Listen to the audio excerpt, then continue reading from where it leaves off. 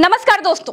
Israel अब तीन तरफ से फंस गया है। एक तरफ गाजा के छोर से हमास हमला बोल रहा है, दूसरी तरफ लेबनान से हिजबुल्लाह ने इजराइल पर गोले दागे हैं, तीसरी तरफ इजराइल ने सीरिया के एयरपोर्ट्स पर मिसाइल दागकर एक दुश्मन और बना लिया है।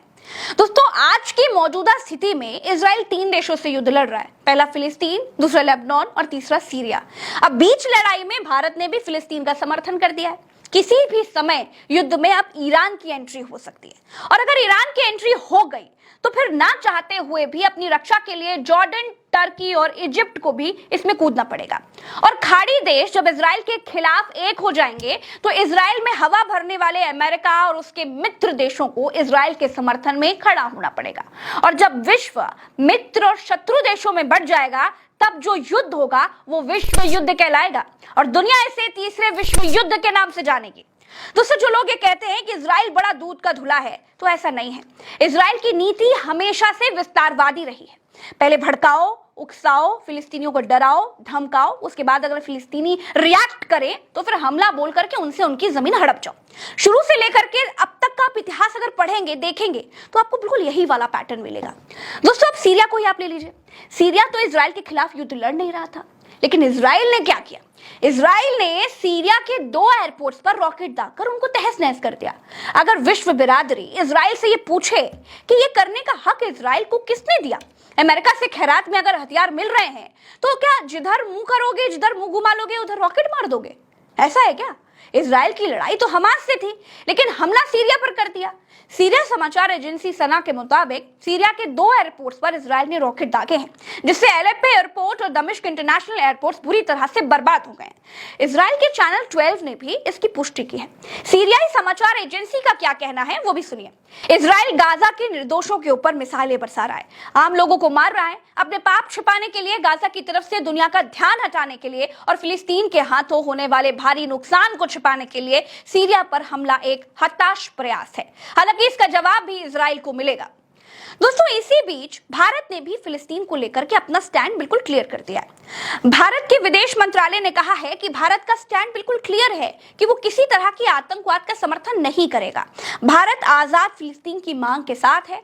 भारत के विदेश मंत्रालय ने जो कहा है वो आपको सुनना चाहिए। इस संबंध में हमारी नीति लंबे वक्त से एक ही रही है। भारत ने हमेशा अंतर्राष्ट्रीय मान्यता प्राप्त सीमाओं के तहत इजराइल के साथ एक आजाद, संप्रभु और व्यवहार्य फिलिस्तीन राज्य की स्थापना की वकालत की है। यानी भारत इजराइल की विस्तारवादी नीति का विरोध करता है। भारत का स्टैंड बिल्कुल साफ है कि फिलिस्तीन को जो असली फिलिस्तीन बंटवारे के बाद मिला था उसे वो मिल जाना चाहिए। इजराइल को फिलिस्तीन की कब्जा की गई जमीन को छोड़ देना चाहिए। इजराइल और फिलिस्तीन के बीच आज युद्ध का 7वां दिन था, और इन 7 दिनों में इजराइल के अखबार भी कैसे इजराइल के खिलाफ हो गए हैं, आपको वो भी देखना चाहिए। एक इजरायली अखबार हारेट्स है, ये हमास और इजराइल वॉर को लेकर नेतन्याहू को जिम्मेदार बताते हुए क्या लिखता है, जरा देखिए। Netanyahu must go now, not after the Gaza war. 9 अक्टूबर को एलोन पिगोस ने क्या लिखा वो सुनिए। इजराइल के प्रधानमंत्री बेंजामिन नेतन्याहू को इसी वक्त पद से हटा देना चाहिए। इसके लिए युद्ध, करप्शन ट्रायल या चुनाव का इंतजार करने की जरूरत नहीं है। इस आशंका को लेकर पर्याप्त सबूत हैं कि हमास के खिलाफ युद्ध में उनके फैसले व्यक्तिगत, कानूनी और शुद्ध राजनीतिक विचारों से प्रेरित होंगे। लेबनान से लेकर चीन तक के मामलों में वो बिल्कुल बुरे प्रधानमंत्री साबित हुए। किसी को भी उनके इस्तीफे की उम्मीद नहीं है, सिर्फ इसलिए नहीं कि उनमें इजराइल के इतिहास के सबसे बुरे दिन के बाद ऐसा करने की शालीनता और ईमानदारी का अभाव है। इसकी वजह उन पर लगे आपराधिक आरोप भी हैं। उन्होंने सारी वैधता खो दी है और उन पर भरोसा नहीं किया जा सकता। फिलिस्तीन से छपने वाले अखबार और अरब देशों से छपने वाले अखबारों पर भी एक नजर आपको देखना चाहिए।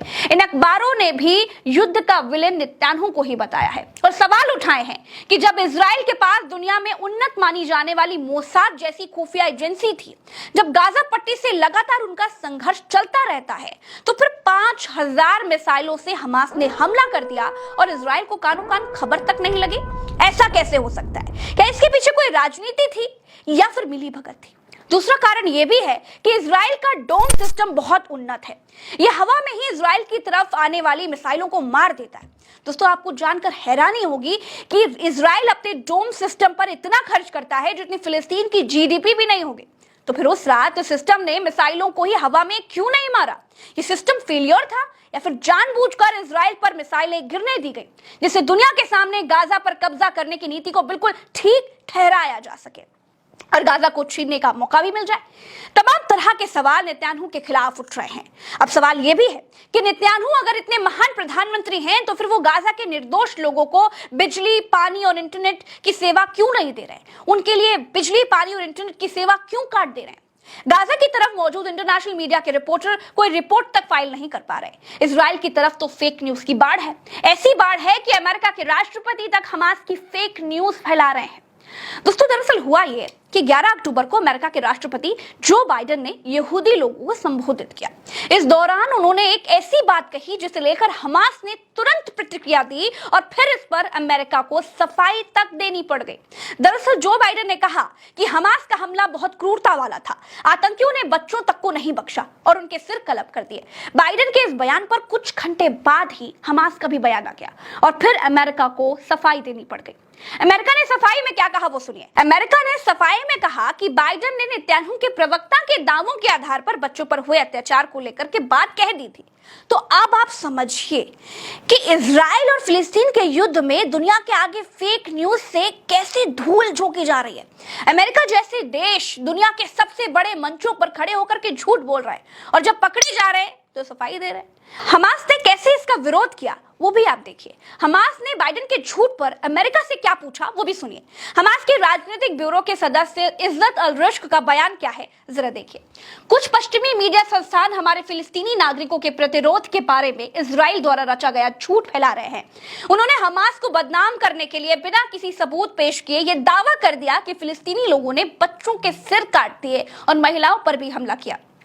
हमास ऐसे निराधार आरोपों की मजबूती से निंदा करता है। दोस्तों, अमेरिका इजराइल के फेक वीडियो पर प्रेस कॉन्फ्रेंस कर देता है, लेकिन इजराइल गाजा के ऊपर प्रतिबंधित बैन दम घोटू वाइस फॉस्फोरस बम का इस्तेमाल कर रहा है। इसकी पुष्टि ह्यूमन राइट वॉच ने भी की है।